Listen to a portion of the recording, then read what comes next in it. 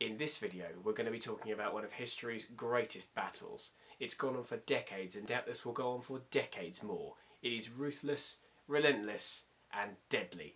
I'm talking, of course, about the Battle of the Siblings.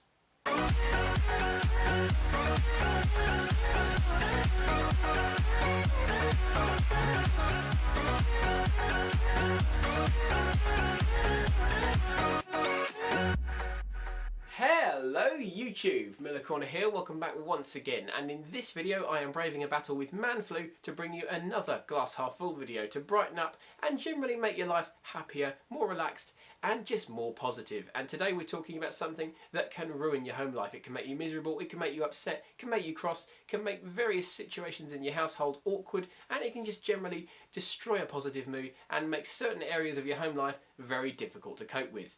And it is not being able to put up with your siblings. It's pretty common for brothers and or sisters to not get on for various reasons, whether it's silly or it's serious, but it can be a real issue for some people. It can put a lot of mental stress on them and it can make your home life generally quite unpleasant. Even if you get on perfectly well with your parents, if you don't get on well with your siblings, it just makes it more stressful, and it's one more thing to add to your list of things to be worried or cross about. So what I wanted to do in this video is go over some common reasons for sibling rivalry and show you people the best way to solve them so that you can get on with your siblings, you can put all these rivalries to rest, and you can have a more relaxed and happier relationship with them. The first and perhaps most common reason for sibling rivalry is arguments, which are very easily caused between a couple of siblings.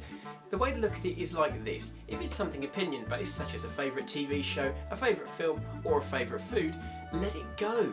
Just don't let it consume you. It's not the end of the world if they don't like Game of Thrones as much as you do. Don't let it escalate into bigger things, because that's where the problems start. Say, I have my opinion, you have your opinion, we respect each other's opinions and we move on.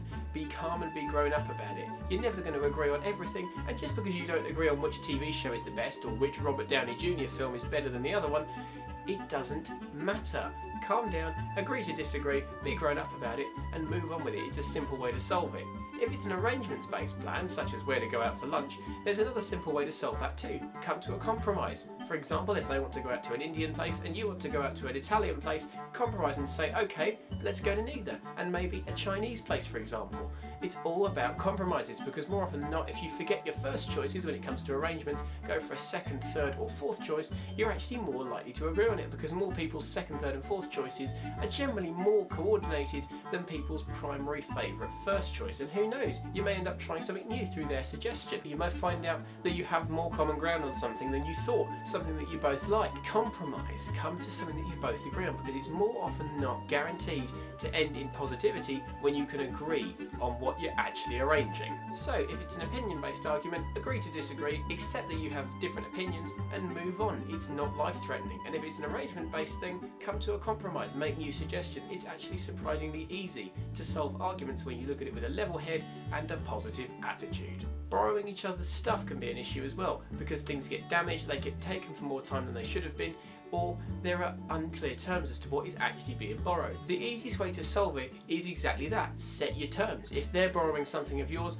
make sure that you know what they're borrowing, how long they're borrowing it for, and what they intend to use it for. That way it doesn't end up damaged, it doesn't end up lost, and you don't end up needing the thing while they're still using it. Similarly, if you're borrowing something of theirs, think very carefully while using it. If it was your thing and it was returned to you in the condition you're returning it in, under the conditions you're returning it, would it be acceptable?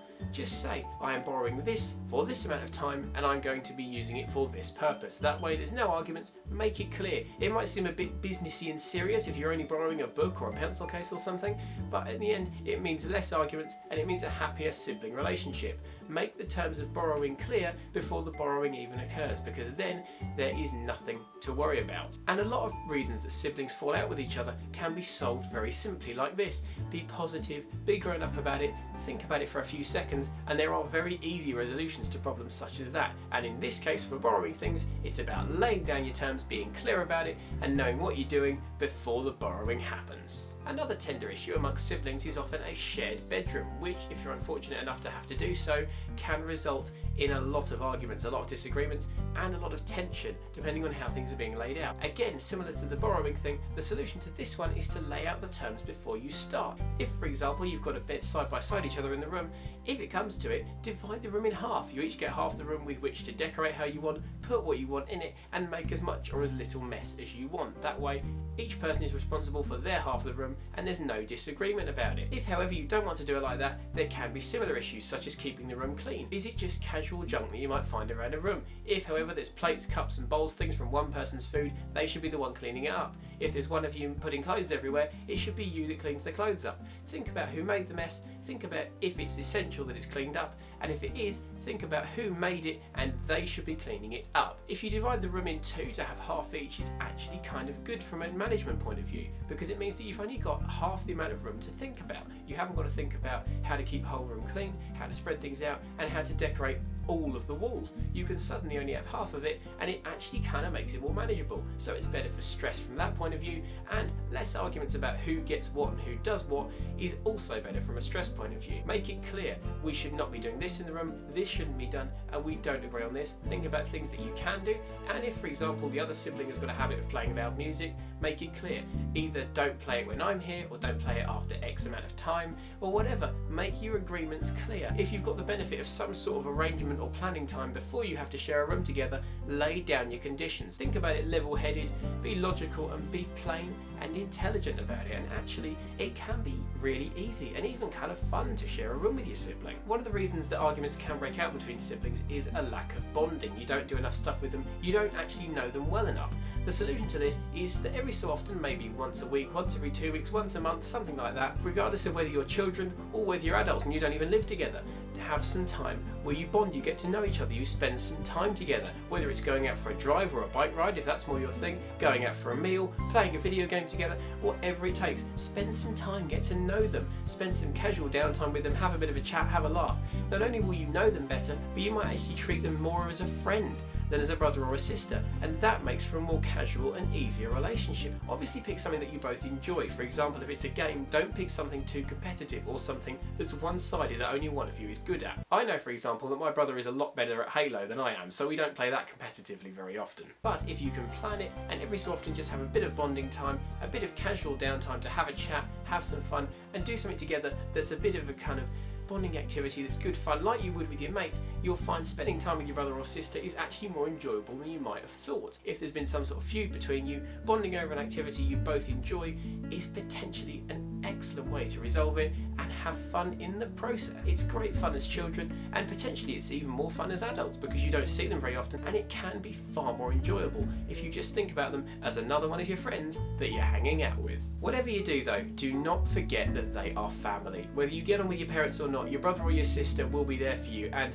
potentially they could end up being your best man or a bridesmaid or something at your wedding one day. So you need to make the best relationship possible with them, and if there's any past feuds between you, don't let it happen. Put them behind you, and if you're adults, have a drink, have a chat over it like we've said, do something to resolve it. If you're kids, just put it behind you. You're young. Don't start the argument when you're young, because potentially it will flourish into something worse when you're older, where you can't even go to family events together. Solve the arguments and the feuds in your young age, because that means you've got the optimum chance of being able to solve it and get it sorted. That means you have more fun with them, and it means you can try some of the aforementioned bonding activities so you can have the best possible time with your brother and sister, and it means you can enjoy their company, and as we've said, treat them more like a mate. Thanks so much for watching, guys. I really hope you enjoyed the video. I hope that any of you watching that were having trouble bonding with your brother or sister have listened to these tips, take them on board and try them. See what happens. Let me know. Did any of what I actually said help you to get on with your brother and sister more? Did you try any of the activities? Did it actually work? Try them all.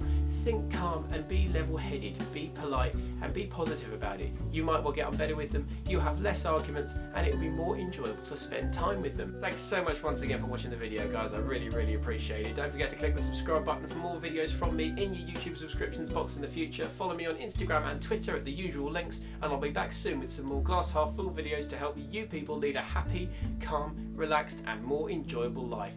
But thanks once again for watching, guys. I will catch you in the next one, people. Have a good one.